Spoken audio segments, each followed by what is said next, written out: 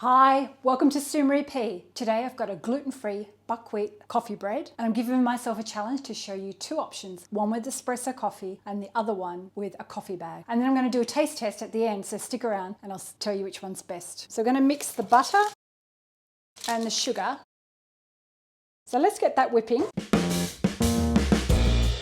Sorry about my dancing, but I love dancing when I'm not baking, so I thought I'd do a few funky moves. While that's whipping around, I'm going to show you my little secret hint. I like putting the baking paper in water and scrunching it, and then you can get it all even into the corners. So that's looking good. So next step, we're going to add our eggs just one at a time. And we're going to add the other egg. So I've got 200 grams of buckwheat flour.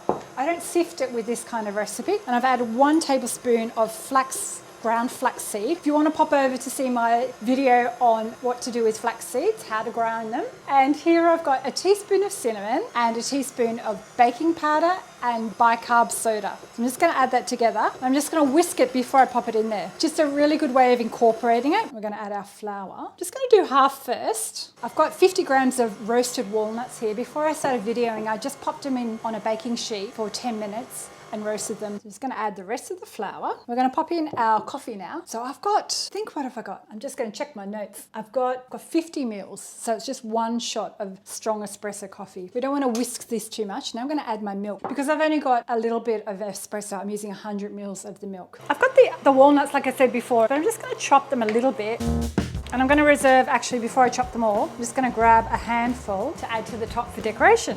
Okay, now we can fold them in. That's looking good. Let's just taste it.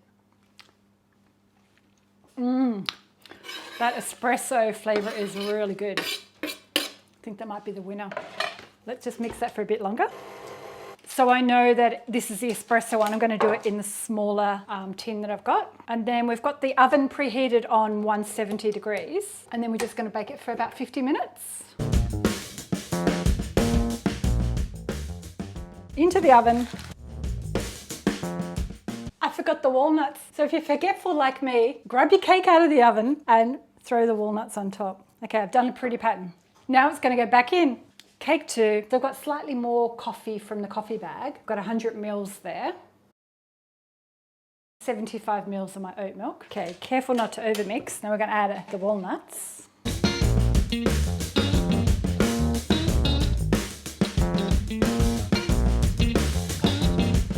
Okay, that's it. So we'll pop that in the oven once the other cake comes out. So our coffee bread's cooked, both of them, and now it's ready for the taste test. Just one thing, I'll add it to the recipe, but it only took 40 minutes to bake. I know, it was super quick. So let's do the real espresso coffee. I munched on the walnut, so all I'm tasting is the walnut, but yeah, it's not too sweet and the coffee flavour is quite nice. It's gonna be a really good breakfast cake tomorrow morning with my coffee. Okay, next one. This one's still a bit warm because it came out second.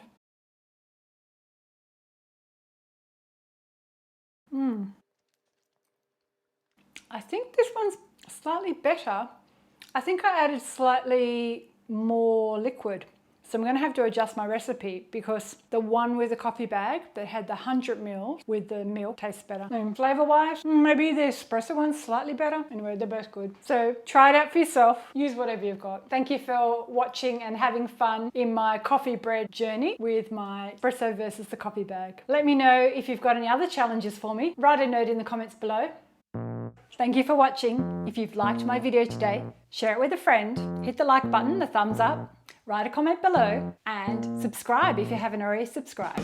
And don't forget, hit the bell, and then you get notified as soon as I have a new video. I'll see you next time. Bye.